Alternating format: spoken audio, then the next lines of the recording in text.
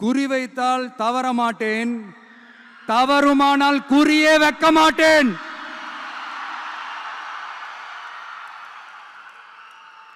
இதெல்லாம் யாருக்கு சொல்றோம், எதுக்கு சொல்றோம்னு புரிய வேண்டியவங்களுக்கு புரிஞ்சா நல்லா இருக்கும். ஏண்டா இந்த விஜய தொட்டோம்?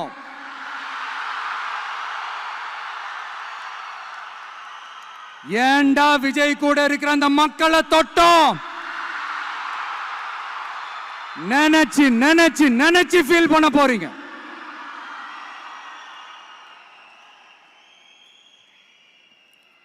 அப்புறம் நமக்கு இந்த அரசியல் புரிதல்லாம் இல்லை, அது இல்லை, இது இல்லை. அப்புறம் நான் கேட்குறேன், மக்கள் எல்லாரும் உங்களுக்கு தற்குறிகளா?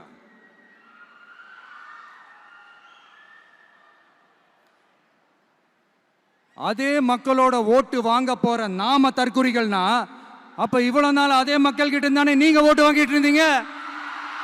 அப்ப நீங்க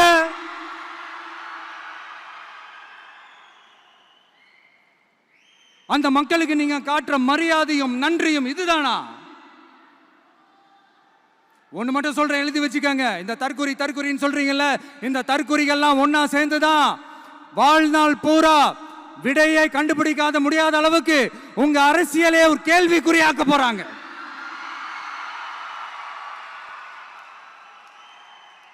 இவங்கெல்லாம் யாரும் இங்க தற்குறிகள்லாம் கிடையாது. இவங்க எல்லாரும் தமிழ்நாட்டு அரசியலோட ஆச்சரியக்குறி. இவங்க எல்லாரும் தமிழ்நாட்டு அரசியலோட அந்த மாற்றத்திற்கான அறிகுறி.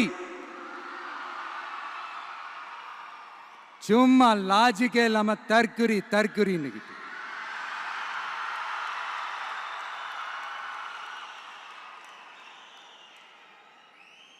நண்பா, நண்பி,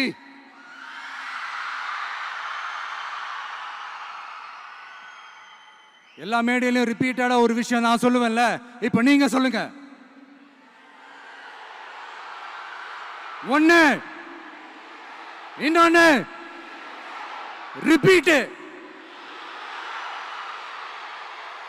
ஒண்ணு, இன்னொன்னு.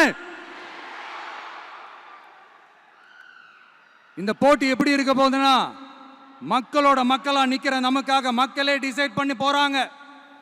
My dear sir, my dear uncle,